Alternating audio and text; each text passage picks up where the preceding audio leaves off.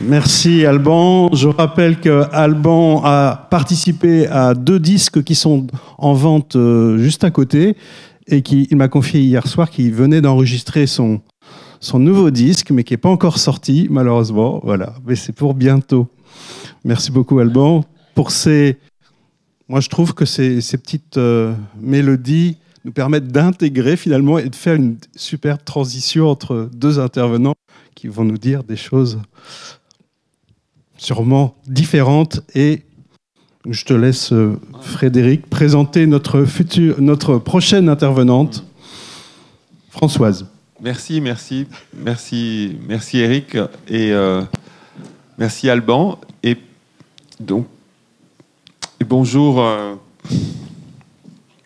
Françoise Nallet. Donc, merci beaucoup d'être parmi nous et d'avoir accepté de apporter votre contribution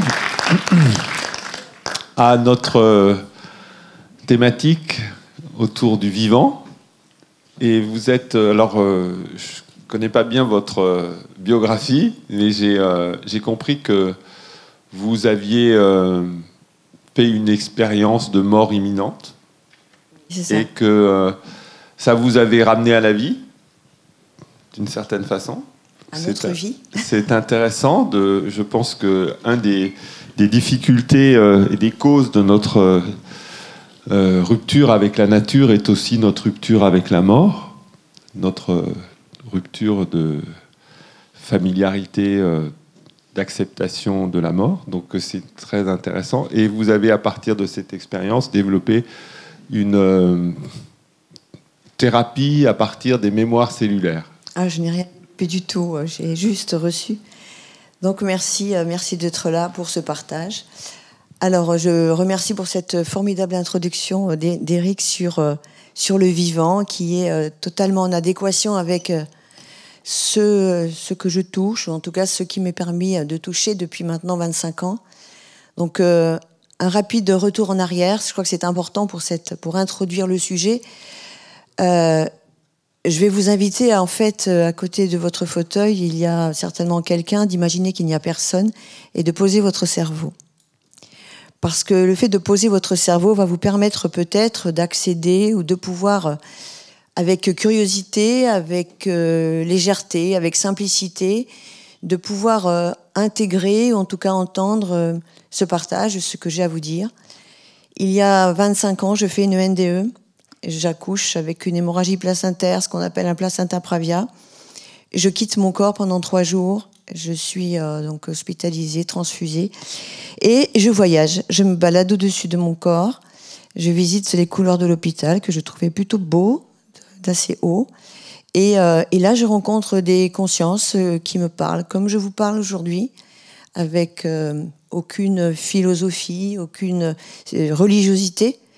Je suis née d'une famille extrêmement athée, certainement la plus athée de la planète. Je n'ai absolument pas eu d'éducation religieuse. Néanmoins, je cause tous les jours avec le divin. Et il n'est pas toujours sympa avec moi quand je me tiens pas à carreau. Donc tout ça, en fait, c'est très simple. C'est notre nature aussi. C'est-à-dire que 100 000 milliards de cellules qui collaborent, qui sont totalement reliées à la source, le divin, Dieu, l'astral, le cosmos, ce qui nous fait du bien et ce qui nous semble juste.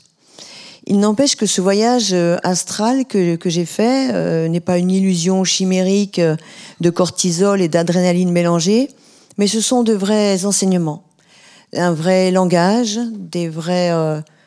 une écoute que je suis obligée d'entendre pour faire grandir, d'abord me faire grandir à qui je suis, mais aussi dans cette mission de vie qui m'est demandée. Moi, je n'ai rien choisi. Je n'ai pas demandé ça, je n'ai pas du tout eu l'intention de sauver le monde, ni sauver les humains d'ailleurs. Je viens de karma où j'étais extrêmement individualiste, oisive, et c'est pour ça que je travaille beaucoup dans cette vie. Donc c'est pour ça que ce matin, j'aimerais explorer le karma et vous donner, non pas mon opinion ni biblique, ni religieuse, ni philosophique, bien que j'ai fait Hippocagne et que moi aussi je connais Socrate, Sénèque et tous les autres, que je trouve brillants. Je ne suis qu'une femme d'expérience. Et en fait, je suis là sur Terre uniquement pour transmettre cette expérience. Dans les 8000 personnes qui se sont allongées sur ma table depuis maintenant 25 ans, je pense que s'il y avait des idiots, ça en fait beaucoup, et des gens qui reviennent et qui incitent, et le bouche à oreille, et ainsi de suite. Donc en fait, l'idée, c'est pas de dire qui a raison, qui a tort, c'est l'idée de dire qu'est-ce qui se passe, qu'est-ce qui se dit, et d'où on vient, et pourquoi on vit ce que l'on vit, et surtout, comment est-ce qu'on doit comprendre le programme. 100 000 milliards de cellules qui savent tout. Les membranes de chaque cellule, les cytoplasmes, les noyaux. Je rappelle que je n'ai pas fait d'études de médecine, mais que je peux prendre un médicament et vous dire ce qu'il y a dedans. Je peux regarder votre foie, voir ce qu'il dit, parce que les cellules s'animent. Dans l'infiniment petit, elles ont une tête, des bras, des jambes. Elles pleurent, elles rient, elles écoutent, elles traduisent. Elles vont raconter exactement ce que vous êtes. Alors comment c'est possible ? On va imaginer que c'est l'histoire de Gulliver et que finalement ces cellules, qu'est-ce qu'elles disent et comment elles vivent à l'intérieur du vivant, corporel, chimique, organique, que sont nos organes, nos flux, nos milliers de kilomètres de vaisseaux sanguins, de lymphe, etc. Mais en fait, rien ne meurt. L'information ne meurt jamais. De lignée en lignée, de siècle en siècle, l'information ne meurt jamais. Mais comment est-ce possible que l'information ne meurt jamais ? Eh bien parce que l'information, c'est de l'énergie en fait. Ce n'est pas simplement une croyance limitante, une pensée ou quelque chose qui véhicule dans nos 100 000 milliards de cellules, pas du tout. C'est de l'énergie. Et finalement, quand on respire, quand on expire, quand on bouge, quand on pense, même quand on se tait d'ailleurs, on émet de l'énergie. On émet de l'énergie à 3, 4, 5 mètres. Tout à l'heure, nous ferons l'expérience, quelqu'un viendra s'asseoir, on ouvrira un programme et vous verrez qu'à 4, 5 mètres de vous, il y a de l'information qui provient de ce qui a été dit, de ce qui a été cru, de ce qui a été entendu. Et c'est ça le vivant, qui nous ramène à ce que disait Eric, on est évidemment relié à la nature. Mais à la nature ordre minéral, animal, mais aussi à notre propre nature profonde, c'est-à-dire que nos 100 000 milliards de cellules connaissent cette nature, qui est liée à l'ordre des choses, à l'ordre divin de la nature, mais aussi à l'ordre divin de l'humain, qui en fait partie. Et en fait, cette idée nous ramène à quoi ? Ça veut dire que si dans mes 100 000 milliards de cellules, il y a de l'information, qu'est-ce qui va pouvoir faire changer cette information ? Et qu'est-ce qui va pouvoir faire changer ce qui se dit en moi dans mes 100 000 milliards de cellules ?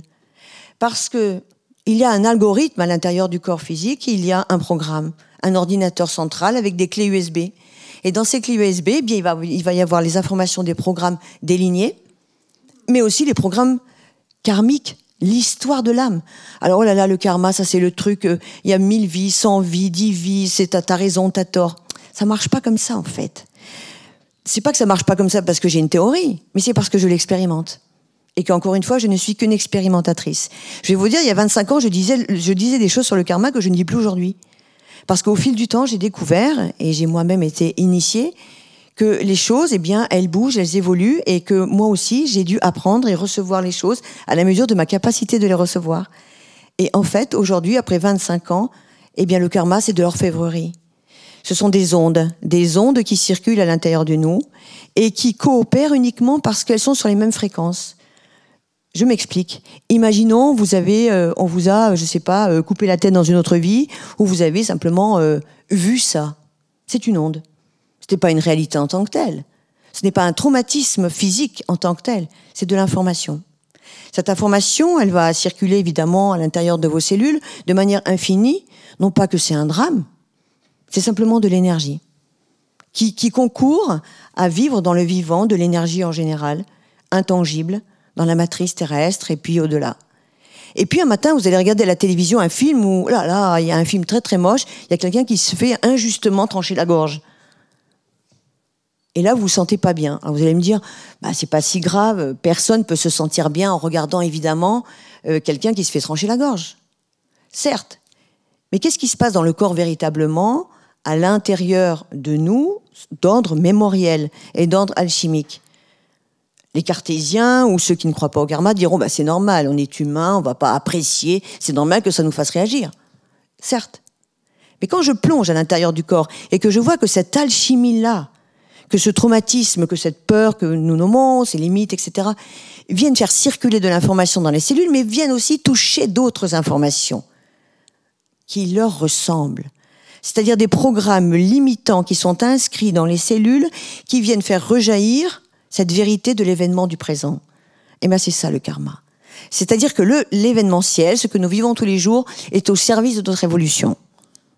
Si j'ai des peurs, si j'ai des limites, si je me trouve dans des situations récurrentes, de réciprocité, de répétition, des phénomènes que je vois toujours avec mes pensées limitantes, mais pas que, mes systèmes de pensée. C'est très difficile de dire qu'on a une pensée limitante. Vous savez pourquoi? Parce qu'on est habitué à celle-ci. On s'est cloisonné, donc on s'est habitué au système, donc on est victime d'un système, et puis ensuite on est enfermé dans un système. Les croyances deviennent des pensées, puis les pensées alimentent les croyances, ainsi de suite. Mais tout ça, ça crée de la chimie. C'est-à-dire que les cellules, elles vont se comporter exactement comme la croyance originelle qui parfois provient du programme du karma ou des lignées familiales. En fait, il n'y a pas de différence entre karma, fréquence karmique, fréquence familiale. Tout ça est un concours de circonstances, de connexion. Et c'est le psychisme qui en est l'architecte, en fait, le créateur absolu. Donc l'idée, c'est quoi? Si dans les 100 000 milliards de cellules circulent de l'information et que je vis en synchronicité dans l'événementiel, des événements qui finalement vont me les faire revivre de manière substantielle, de manière vibratoire, de manière émotionnelle. Et le corps émotionnel est le déclic. C'est parce qu'on réagit qu'il y a de l'information. C'est parce qu'on réagit qu'il y a une sollicitation de notre âme de nous dire « Eh oh, regarde, il y a quelque chose qui se passe. » Et que nous devons grandir et dépasser la chose qui se passe, la sensation qui se passe, qui évidemment nous met dans un désordre, parce qu'en fait l'âme appelle à s'aligner, appelle à une correction, appelle à une retrouvaille avec son espace d'axe parfait et pur, qui est la compréhension et la connaissance. Ce qu'on appelle la conscience. Avoir la conscience guérit. Avoir la conscience des choses nous élève et nous permet de nous dire ce que je suis en train de vivre m'appartient. Et si ce qui m'appartient est à l'intérieur de mes 100 000 milliards de cellules, alors il y a une possibilité que je puisse transformer. Parce que si quelque chose m'appelle en moi, qui me trouble, qui me met à défaut, qui me rend malade, alors ça veut dire qu'il y a un dysfonctionnement de la conscience, que l'ordre divin qui est normalement établi en moi, lorsque je suis dans l'équilibre de la nature, de moi-même, m'appelle à une correction. Tous les désordres que nous avons à l'intérieur de nous nous appellent à une correction et à une connexion à cette vérité. Alors pourquoi on ne le fait pas? Parce qu'on croit que la réalité, elle est à l'extérieur et que c'est en allant par-ci, par-là, chercher des solutions que nous allons aller trouver une réponse à l'intérieur de nous. En fait, l'idée, c'est de s'inviter à la lecture. si dans mes 100 000 milliards de cellules et les membranes contiennent tous les programmes délignés. Dans les cytoplasmes, on voit les ancêtres qui se chahutent, on voit les engueulades, on voit les difficultés matérielles, psychologiques, sociales, sociétales aussi. Parce que les cellules ne font pas la différence entre quelque chose qui est exogène et quelque chose qui est endogène. Les cellules imbibent de la conscience, imbibent de la réalité, comme une théâtralisation de notre réalité, et en même temps, elles génèrent à l'intérieur d'elles-mêmes toutes ces histoires-là. Et à l'intérieur de nous, ce sont des scénarios qui se juxtaposent hors de l'espace-temps. Et d'ailleurs, les cellules ne font pas la différence entre la vérité et le mensonge. Si vous vous racontez une histoire, elle va traduire que c'est une vérité. Pour elle, ce n'est plus une croyance, c'est une vérité. Et l'image sont des fréquences. Si vous êtes en colère, c'est une fréquence. Si vous avez un scénario du passé qui monte, c'est une fréquence. Et qui va instruire à l'intérieur de nous un taux vibratoire, un champ d'énergie. Ce champ d'énergie, s'il est bas, eh bien, ça va altérer la qualité, le champ d'énergie de vos cellules, parce que simplement vos commandes cérébrales ne peuvent pas corriger, parce que vous n'y croyez pas. Vous croyez que l'esprit, c'est l'esprit, vous croyez que le corps, c'est une chose, et puis vous croyez que les cellules, eh bien, elles ont besoin de médicaments, de choses, et ainsi de suite. C'est pas toujours faux, mais c'est pas totalement vrai. En fait, l'idée, c'est de revenir à notre propre essence, de notre propre capacité, avec notre conscience, de transformer l'énergie du dedans. L'énergie de notre intériorité, qui est une voie de salut, d'abord de notre bien-être, mais aussi de notre puissance. Parce que si nous retrouvons cette puissance, qui d'ailleurs ne nous a jamais été apprise à l'école, hein, vous imaginez dire aux humains, ah mais si tu rentres à l'intérieur de toi et que tu interroges ton intérieur, et que cet intérieur, tu essaies de comprendre ce qui se dit en toi, au fait de te corriger, de corriger ton psychisme, puisque ton psychisme qui a cette conscience lumineuse, n'oublions pas que nous avons le troisième œil, nous avons cette sororité à l'intérieur, cette fameuse sagesse qui est à l'origine de notre divine partie, quand nous ne sommes pas dans le corps physique. Et l'âme se rappelle toujours de cet espace, quand elle n'est pas dans le corps physique, où elle est dans cette grandiloquence, dans cette puissance, dans cette énergie, dans ce statut particulier qui est le sien, et qu'elle choisit l'incarnation pour venir simplement revivre des épisodes marquants ou des épisodes non réglés, des épisodes, pas des karmas, des épisodes qui seront proposés par la matrice terrestre, par l'expérience de la vie, simplement dans un continuum d'évolution. Il n'y a pas de punition dans le karma, il y a juste des éléments qui nous font grandir. Et pour grandir à la compréhension, eh bien, il faut ouvrir son cœur, son esprit, à cette dimension phénoménale qu'est notre vivant intérieur, au sens de dire qu'à l'intérieur, il y a toutes les réponses. Des réponses d'ordre sensoriel. Je sens que je suis animé d'une puissance d'énergie, d'une capacité de me coordonner, de me réaligner, que je sens aussi que je peux être aidé. Pourquoi est-ce qu'on n'admet pas qu'on peut être aidé par des forces supérieures ? Pourquoi ? Parce que vous croyez que l'univers, on est tout seul. Ah ouais, les humains seraient tout seuls dans l'univers. Waouh ! L'espèce unique, qui est tellement évoluée qu'elle est toute seule dans l'univers. Mais comment peut-on imaginer une seule seconde que nous sommes tout seuls dans l'univers ? Alors que, moi qui ai la chance, mais pas toujours, parce que c'est pas toujours une mission facile, d'être en collaboration avec ces mondes qui sont des instructeurs, qui traduisent, qui nous aident, qui nous font comprendre, qui sont extrêmement sincères et authentiques. Je vais vous dire, ils y vont pas la dentelle dans les séances. Mais en fait, c'est quoi le but ? Le but, c'est simplement d'être dans la neutralité de notre évolution et de nous dire qu'à l'intérieur, il y a ces programmes, mais que nous pouvons aussi en être maîtres pour nous corriger et pour mieux nous comprendre. Et donc mieux comprendre l'humain, mieux comprendre la nature, mieux comprendre notre sens. Nous sommes venus maîtres de la spiritualité dans la matière. Nous ne sommes pas venus être des êtres éthérés. Alors c'est bien de prier. Il y a des tas de manières de prier. Il y a des tas de manières d'espérer. Mais en fait, on est venu amener cette énergie du cosmos dans la matière. Et dans le corps d'abord, qui est notre véhicule corporel, mais aussi, comme on le dit depuis hier, au service des autres. Et au service des autres va nous demander un effort certain.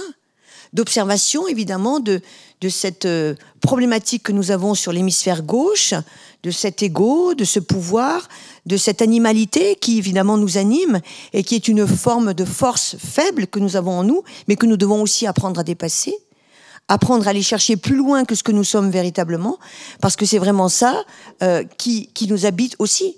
Donc nous devons apprendre à nous corriger notre esprit, savoir diriger notre conscience, qu'est-ce qui nous anime, qu'est-ce qui nous intéresse. Parce que dans nos 100 000 milliards de programmes et de cellules, eh bien, il y a aussi des programmes anciens qui, eux, n'ont pas eu cette préoccupation. Non pas qu'ils étaient idiots, mais que le taux vibratoire de la planète ne permettait pas cette exploration douce et délicate. Et qu'aujourd'hui, dans le plan qui est le nôtre, nous avons choisi, nous, dans cette incarnation, notre civilisation, d'être porteurs de ce sens et devenir vraiment des êtres spirituels. Bien sûr, c'est bien de le dire, de le lire, d'avoir des bibliothèques qui nous animent le matin ou le soir pour dire que nous lisons de la spiritualité. Mais la spiritualité, c'est pas religieux, c'est être spirituel au sens profond, d'être aimable, d'être bienveillant avec autrui, de pouvoir, évidemment, lorsque nous avons des aspects sombres dans notre conscience, parce que les cellules irradient de ça, que nous avons des colères, de la tristesse, bref, tout ce qui est dans les scénarios à basse fréquence, de transmission familiale, de mimétisation avec le monde qui nous entoure, mais aussi le monde qui a été le nôtre, notre éducation, etc., que nous avons le droit aujourd'hui d'en changer.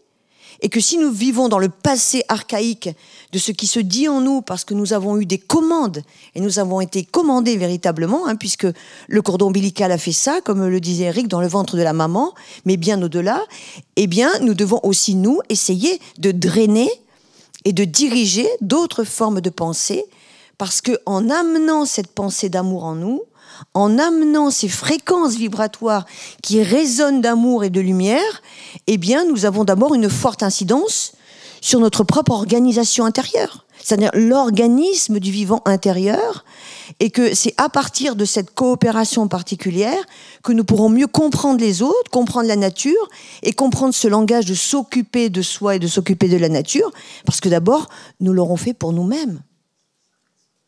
Et que, en même temps, le fait de le faire pour nous-mêmes, on pourrait dire, oui, mais à quoi ça sert de se faire du bien avec des bonnes pensées, puisque le monde est moche. Oui, mais le monde est moche parce que nous-mêmes, nous sommes moches dans nos propres pensées. Et que je vais même vous dire, il y a une quantité infinie de pensées qui nous traversent toute la journée. Et en fait, ces pensées vibrent à 4 mètres, 5 mètres de l'aura. Vous imaginez le champ vibratoire de la toxicité psychique de l'humanité à force de vous encombrer de pensées négatives, y compris si elles sont silencieusement inscrites à l'intérieur de vous. Ça n'existe pas le silence, il y a de l'énergie toujours. Et à chaque fois que vous nommez quelque chose, à chaque fois que vous êtes dans des processus de répétition, de limitation, eh bien c'est que vous vous laissez porter par les programmes. Alors que l'invitation véritable de la guidance, et vraiment ils sont extrêmement bienveillants avec ça, c'est apprenons à être nouveaux dans nos pensées. Apprenons à être nouveaux dans nos pensées, ça veut dire qu'il y a une étape fondamentale, c'est l'observation de soi.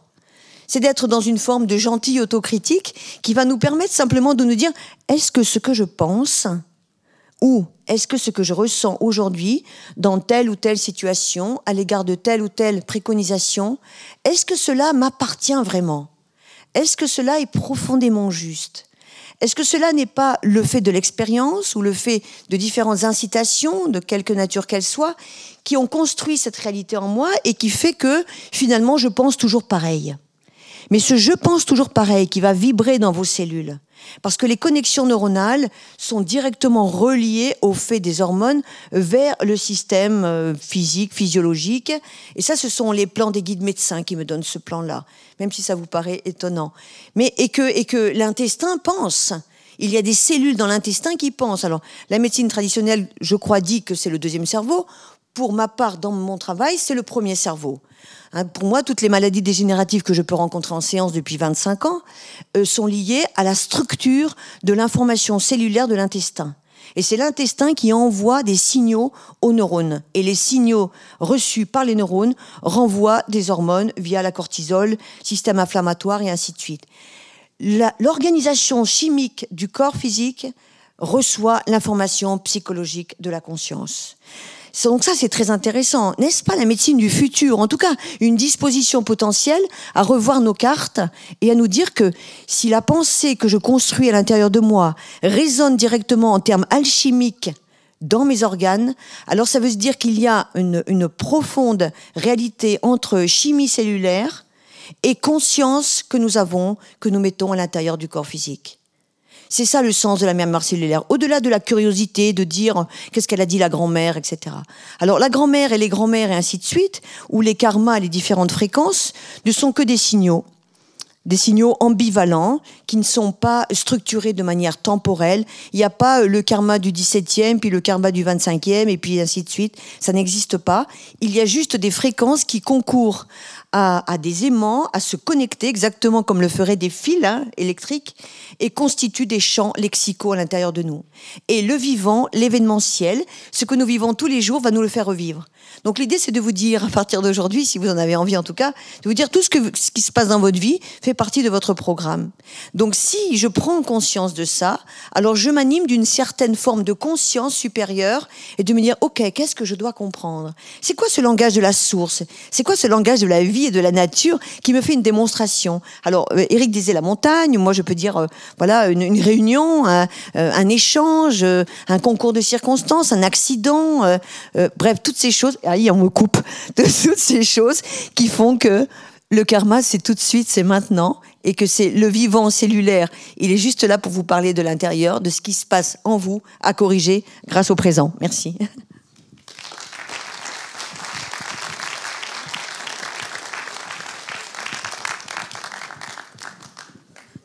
Alors, j'ai une proposition à vous faire, mais vous n'êtes pas obligé de dire oui. En fait, j'en ai deux. La première, c'est de proposer à quelqu'un en quelques minutes, parce que nous n'avons pas beaucoup de temps, de venir s'asseoir ici. On va avoir 2-3 minutes, ça va aller très vite. Je vais faire vraiment un teaser pour inviter une problématique. Voilà. J'ai peur de je sais pas quoi, peu importe en fait. Voilà, sans pudeur. Et moi, sans filet, je vous le fais. D'accord? Deuxième étape, ou possibilité, vous me donnez un sujet. Par exemple, je sais pas, je dis comment est-ce qu'on peut accéder à une transformation? Comment est-ce qu'on peut changer de direction? Comment on peut sortir d'une peur? Je vous demanderai votre date de naissance et je rentrerai en connexion avec la guidance. Voilà. Ou vous me posez des questions, c'est comme vous voulez. C'est terrible quand on laisse le choix. Vous voulez venir, monsieur? Je vous en prie.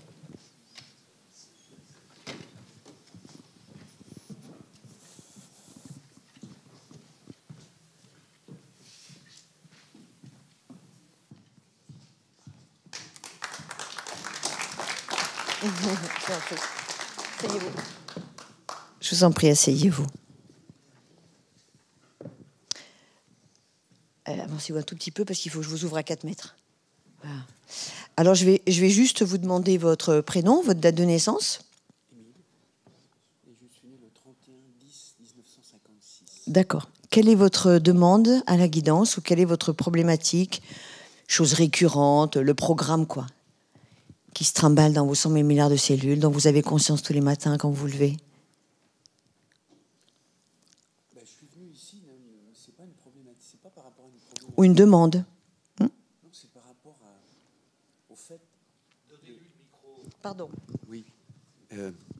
Oui, non, mais je suis monté sur scène là, pas par rapport à une problématique, mais par rapport à quelque chose qui fait partie de ma vie, qui est très fort. Et je me disais peut-être que votre prénom, je me souviens plus, mais Françoise, ouais, vous pouviez découvrir quelque chose qui correspond complètement à moi et qui est obligatoirement qui va vous parler. Alors, mon travail n'est pas d'être une liseuse de boules de cristal. Mon travail, cher monsieur, c'est d'aller... Ça, je peux vous donner des coordonnées, par contre. Moi, c'est... Allez-y, je vous en prie. Ah oui, je peux formuler différemment. Le fait d'avoir une culpabilité par rapport à un enfant. Vous voyez, par rapport à ce qui arrivait à un enfant, à ma fille. D'accord.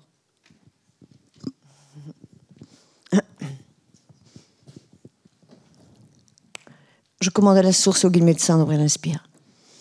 Décroisez vos jambes, s'il vous plaît. Culpabilité. Défaut de reconnaissance. Comme si, point image de père véritable, je n'avais pu exprimer ce jour-là, alors que c'était le bon moment pour le faire. Décroisez vos jambes, s'il vous plaît. Un défaut d'image de père ? La troisième lignée dit qu'elle a eu la même préoccupation, et pourtant de faire tout pour. Mais comme si à un moment imprévu, il y avait eu une forme d'échapper à cette chose. Comme un loupé, d'accord. Des programmations de la vibration, d'avoir senti que j'ai loupé quelque chose. Alors que j'avais potentialité d'être là, ou en tout cas de pouvoir donner réponse essentielle. Et en même temps, forme de tétanie qui m'a laissé presque philosophiquement en réflexion sur ce qui venait d'arriver. Une incapacité à pouvoir même nommer mot, ni même sentir que quelque chose pouvait être dit. Je n'ai pas de mots pour le dire, dit l'âme. Libération. Voire même interdit de laisser démontrer ensuite que c'est une colère m'anime. Comme pour essayer de déguiser ma tristesse, une colère silencieuse pour déguiser une tristesse, voire même grandement avec une pudeur qui s'ajoute. Libération sur le thorax. Car les hommes de la lignée, point ne disent qu'ils aiment, voire même se rendre compte que lorsque malheur arrive, il y a comme la sensation du cœur qui parle. Et pourtant, le mot manque toujours, laissant une forme de culpabilité de ne pas avoir assez dit « je t'aime » ou comment l'avoir pu le démontrer. La culpabilité de ne pas savoir assez aimer. Libération. Le quatrième ancêtre a vécu la même chose. Voire même regarder en marchant avec une canne dans la forêt, en se disant pourquoi il n'avait pas su faire. Libération.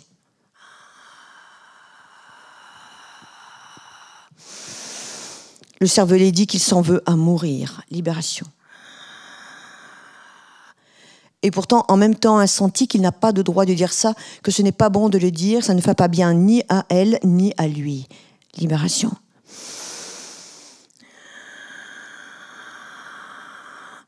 Son guide me dit de lui dire tu dois essayer de mieux comprendre au-delà de cette chose. Et pourtant, tu tentes beaucoup de le faire. Même si ton âme monte d'escalier en escalier en essayant de dire « Ah bah tiens, ça va, je sens que j'ai réussi à dépasser », sensation qu'en même temps, il y a une chute qui se fait, il y a des fois ça va et des fois ça retombe plus bas. Libération. C'est ça. La dualité de l'évolution et de la dévolution. D'accord. Les programmations sur le cervelet. Respirez bien.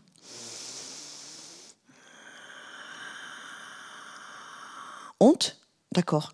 J'enlève la honte sur le cerveau droit. Laissant la colère s'enraciner dans les mâchoires aussi.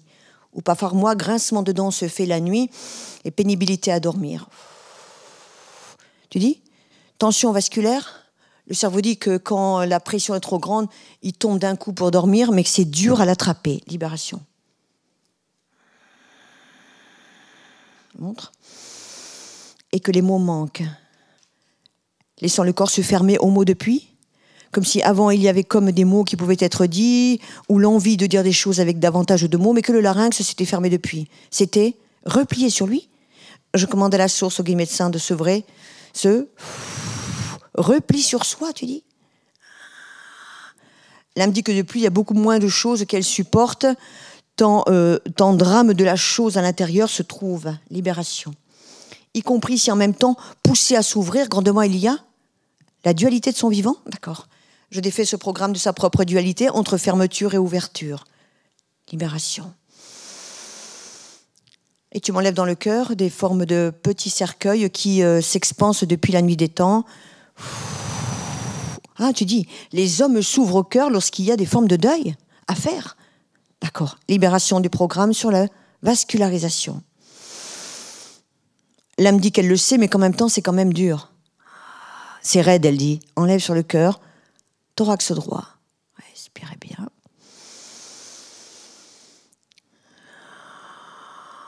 Défait sur les terres la croyance d'être puni.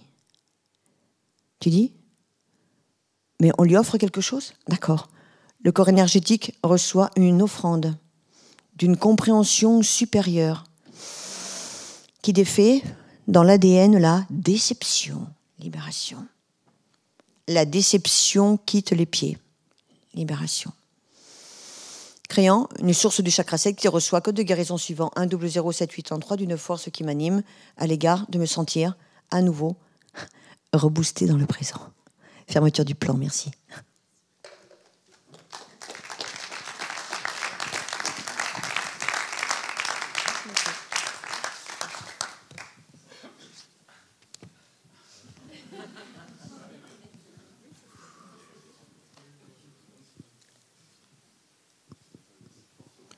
De rien.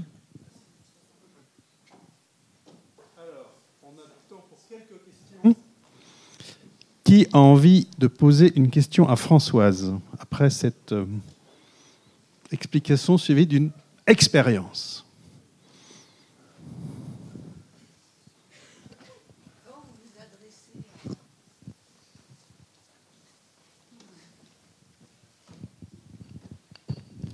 Quand vous vous adressez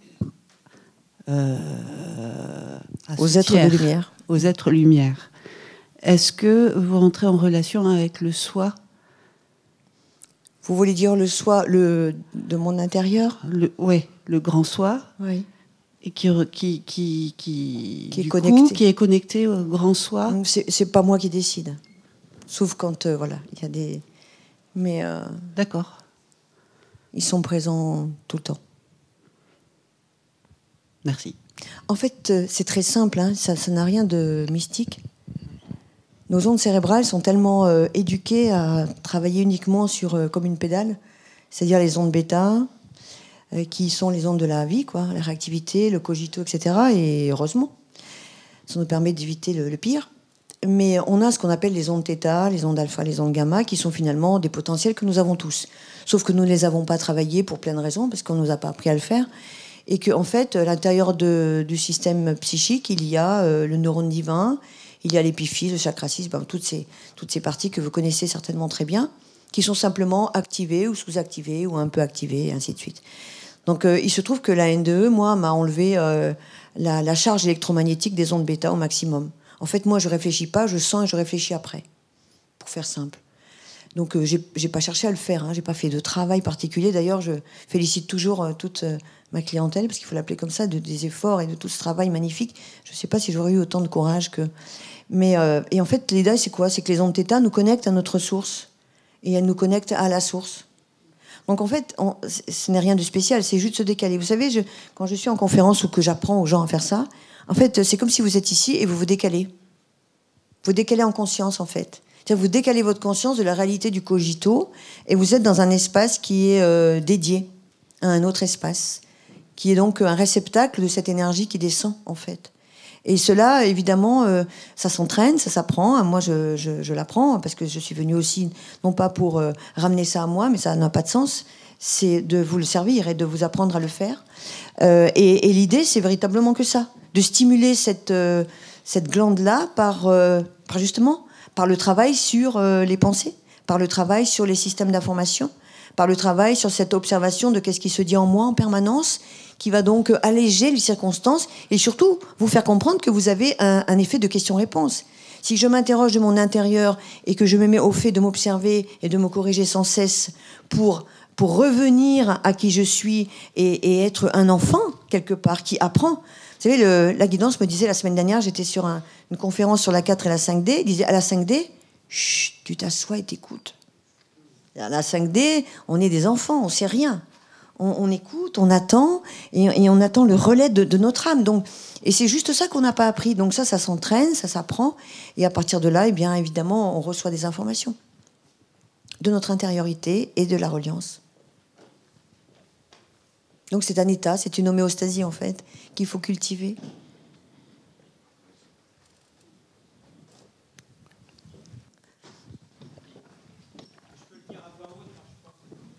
J'arrive.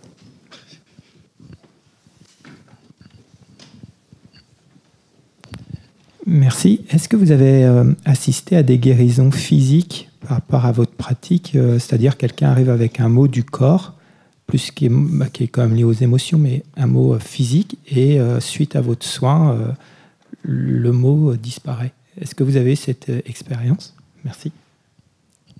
Je n'ai que ça comme expérience. C'est pas moi qui fais. C'est ça qui est très important.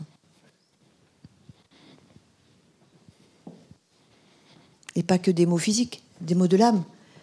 Les cellules, elles parlent de la vérité, et c'est que de l'information. Je vais vous expliquer en quelques secondes. C'est pas facile à comprendre pour nous les humains, et je l'entends. Qu'on puisse accepter l'idée que la structure de guérison existe à l'intérieur de nous de manière automatique. En fait, les cellules, imaginons, on prend un foie par exemple, qui est en colère. Vous allez me dire, c'est pas possible qu'un foie parle. Ben si, le foie il parle. Il me regarde, il me parle, il me cause. En fait, pourquoi ? Parce que je vais lui parler sur une fréquence qui est une fréquence qui n'est pas une fréquence cérébrale, psychologique, ou analytique, ou organique, mais sur une fréquence spirituelle. Parce que lui, il a enregistré de l'information et que les cellules, elles vont s'animer exactement comme l'histoire de Gulliver et des petites cellules dans la caverne, et qu'elles vont me dire ce qu'elles ont. C'est-à-dire qu'elles vont me traduire la conscience de ce qui se trouve. Elles vont me parler. Vous imaginez dire « les cellules parlent ». Au Moyen-Âge, on m'aurait cramé. Mais ces cellules qui partent, qu'est-ce qu'elles disent ? En fait, elles attendent un soulagement. Elles attendent qu'on l'entende. Vas-y, qu'est-ce que tu as à dire ? C'est comme ça que ça se passe en séance. Qu'est-ce que tu as à dire ? Évidemment, c'est la guidance qui me traduit. Moi, je n'ai pas de pouvoir. C'est le pouvoir de la traduction. Et le pouvoir du mot, du souffle, de l'énergie qui sort de ma bouche, puisque je me laisse traverser. Moi, je ne sais rien. Je me laisse traverser. Et j'ouvre l'organe et je parle à l'organe. Et l'organe me répond. Et qu'est-ce qu'elle fait, la guidance ? Elle dit autre chose. Mon guide me dit, parce qu'il faut bien mettre guide, être, vous faites ce que vous voulez. Regarde, il y a ça. Donne-lui autre chose. C'est comme si, dans les cellules, il y a un coup de bâton donné sur la tête, une colère, et tout d'un coup, la guidance donne autre chose. Moi, j'aime bien appeler ça un leurre, comme ça on met les pieds dans le plat. C'est-à-dire que la guidance va donner un leurre d'information. Qu'est-ce que c'est un leurre d'information ? C'est un champ d'énergie vibratoire, lexical, qui va donner autre chose à ce que la réalité de la cellule sait. Qu'est-ce qu'elle fait, la cellule ? Ah, ok. Mais vous imaginez ce que ça veut dire, ça ? C'est ce que je vis tous les jours depuis 25 ans. C'est-à-dire que l'organe va entendre une autre vibration, une autre image, une autre fréquence, quelque chose d'autre qui va lui être dit. Alors que nous, on dit, mais comment le corps, c'est pas possible, il faut l'ouvrir en deux, il faut sortir le foie, il faut en mettre un autre bout pour que ça marche. En fait, non, le corps, il est énergie. Donc il va choper l'énergie qu'on vient de lui donner, parce qu'à la place du bâton, on va lui mettre une marguerite. Vous imaginez ce que ça veut dire, ça ? J'ai pas honte de vous le dire. Hein. Moi, je suis pas là pour que vous disiez c'est vrai, c'est faux. J'en ai mais alors rien à faire. Moi, je vis ça depuis 25 ans. Sur des centaines et des centaines de personnes. Et vous savez, à chaque fois que je finis une séance, je m'assois, je dis c'est ouf. Je dis pas je sais, moi. Non. Je dis c'est ouf. C'est ouf parce que le corps, c'est un parcours incroyable de magie, de découverte. Et tous les jours, moi, je dis j'apprends. Je dis pas je sais, je dis tous les jours j'apprends. Ça change tout. Et je crois que le concept même de la spiritualité, en tout cas tel que je la vis, c'est une profonde humilité, qu'on ne sait rien et qu'on découvre. Et ben moi, j'ai vu des guérisons spontanées, j'ai vu des choses incroyables. Vous voyez, j'ai eu, il y a pas si longtemps, une dame qui était greffée du foie, parce qu'on parle du foie, qui a été greffée du foie et qui sort de cette greffe, très fatiguée, donc évidemment, on fait un travail complémentaire à la médecine traditionnelle, là n'est pas le souci. Et elle me dit, depuis, je deviens folle en voiture. J'ai des paniques sordides, je ne peux plus prendre la voiture, je suis obligée d'être véhiculée par quelqu'un, etc. Il faut que tu me sortes de là, Françoise. Assez cartésienne, hein, pas du tout mystique, normale, quoi, on va dire. Non, mais normale, parce que j'ai des gens normaux qui viennent. Hein, j'ai pas que des éthérés, j'ai d'ailleurs des médecins, des scientifiques et tout ça. Donc, il y a pas, voilà, la mémoire cellulaire n'est pas le terrain des malades, des infirmes ou des incompétents ou des idiots. Pas du tout. Bien au contraire, je crois que bien au contraire. Et en fait, qu'est-ce qui se passe dans son foie ? Eh ben, je vois la vie du greffon. Le foie est greffé. Donc je vois la vie du greffon et je vois tout. C'est-à-dire, c'est pas je vois parce que je suis douée, non. Je vois parce qu'on m'envoie les images. Parce que moi, sans eux, je suis foutue, je peux pas. Et eux, ils m'envoient le scénario. Et dans le foie, donc je suis obligée de le sortir avec mes mots, hein, parce que je me laisse traverser. Il faut que ça descende en 3D, en fait. Ça part du haut, de la fréquence, et il faut que ça sorte par ma bouche, puisque il faut que ça s'évacue sur la Terre. C'est pas que la Terre, il faut que ça s'évacue, c'est qu'il faut descendre la charge vibratoire. Et là, je vois cet accident de voiture, il y a un rond-point, je vois la voiture, etc. Je vois l'hélicoptère, et mon guide me dit, enlève la voiture. Enlève la voiture, enlève le rond-point. Et il me dit, mais oh, mais ça n'a pas de sens, cette affaire. Je vois l'hélicoptère qui arrive, j'entends l'hélicoptère qui arrive, enlève l'hélicoptère, enlève le son.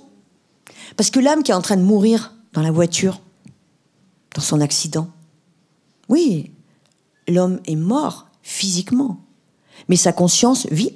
Donc sa conscience, elle est relayée à moi, c'est-à-dire que l'hélicoptère, il le voit lui aussi pendant qu'il meurt. Moi je sais, j'ai vu les infirmières courir, donc je sais que c'est vrai. Et donc il y a l'hélicoptère, et puis ensuite je suis dans les couloirs de l'hôpital, où je vois les médecins avec un truc comme une espèce de glaçon qui court, des sirènes. Certainement le greffon qu'on est en train de travailler pour les mettre dans le meilleur des conditions de transplantation. Et ainsi de suite. La séance se passe et nous sommes sur Skype.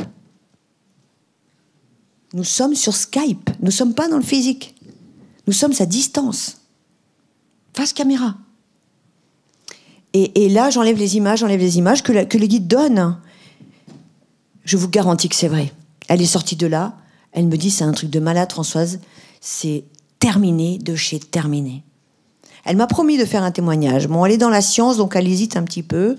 Mais elle m'a promis de faire un témoignage. Alors, qu'est-ce que ça veut dire si au-delà de cette expérience, ça veut donc dire que le corps physique, l'organisme, détient de l'information qui va se séquencer à l'infini et que, pour le coup, enlever ces informations n'était pas un mystère ou de la magie ou de la sorcellerie, c'était simplement de la vibration.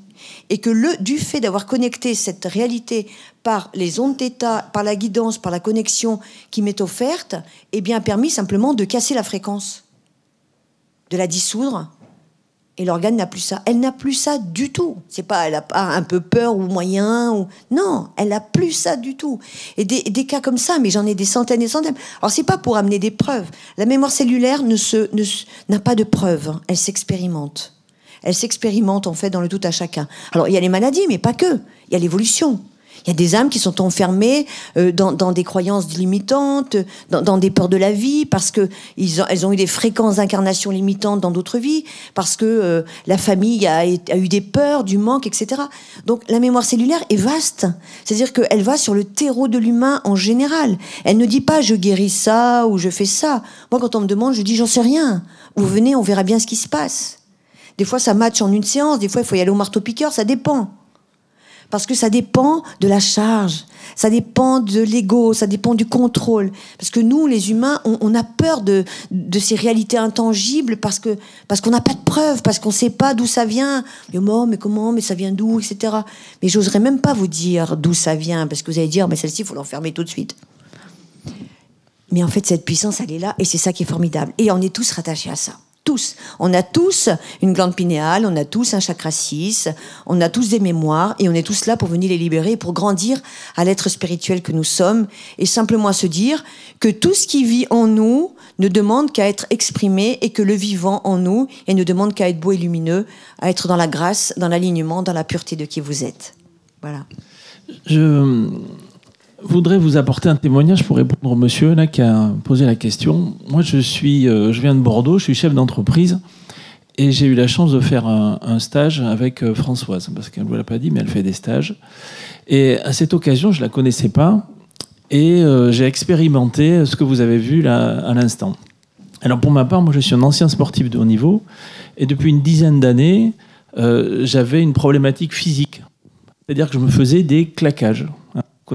Que c'est les claques, les déchirures, et je me faisais ça de façon complètement anormale. Généralement, quand vous faites une déchirure musculaire, c'est que vous faites un effort qui est violent. Soit vous vous échauffez pas, vous prenez un risque. Et dans mon cas, c'était pas tout ça. C'est-à-dire que je faire un footing, je courais tout doucement, je revenais avec une blessure systématiquement au mollet. Ok, au mollet, au muscle du mollet qui s'appelle le solaire. Et dans les 10 dernières années, j'ai eu quasiment une quinzaine de claquages. Alors je ne comprenais pas, c'était pas normal. Physiologiquement, c'était pas du tout normal. Donc je suis allé consulter la clinique du sport, et je leur dis voilà ce qui m'arrive. Ils m'ont fait des examens, etc. Et au final, je fais court, eh bien monsieur, vous devez bien boire, bien vous étirer et changer de chaussures. Alors ça, je fais déjà ça, et en plus, je me masse les muscles avant chaque effort. Je rencontre Françoise à l'occasion du stage, elle fait ce qu'elle a fait là, et elle trouve l'origine du problème. Bon, je ne vous détaillerai pas, ça serait peut-être un peu long, mais voilà, dans une transmission familiale, et elle me dit exactement ça vient de là. Et en quelques minutes, elle me dit voilà monsieur, c'est réglé. Je ne vous cache pas que quand je suis rentré chez moi, je lui ai dit merci madame, mais bon, j'étais un peu sceptique. Sauf que c'était vraiment réglé. Je me suis mis à courir 1 fois, 2 fois, 3 fois, aucun problème. Mieux que ça, je me suis mis à faire du sport assez intensif, du paddle, tennis. Vous savez, à 55 ans, quand vous faites ça, bon, vous n'avez plus forcément l'âge. Et j'avais les sensations que j'avais quand je faisais du sport de haut niveau. À 25 ans, je courais partout. Et je m'étais fait une grosse blessure, justement, en testant ce sport. Et c'était terminé. Depuis 4 mois, je fais 3 séances à 4 séances intensives par semaine. Physiologiquement, je n'étais absolument pas capable de faire ça. C'était impossible. Et maintenant, je sens dans mon corps que je ne me claquerai plus jamais. Ce problème que j'avais, que je portais, qui était ancré en moi, au cœur de mes cellules, dont elle m'a libéré, merci Françoise pour ça, eh bien, c'est terminé. Voilà, et je ne suis pas du tout perché. Quand je suis parti de cette séance, j'étais absolument pas convaincu du résultat. Et aujourd'hui, je le sais. Voilà, pour ce témoignage. Merci Lionel. Merci beaucoup Françoise pour nous avoir fait Merci. vibrer. Merci à vous en tout cas. À haute intensité. Merci.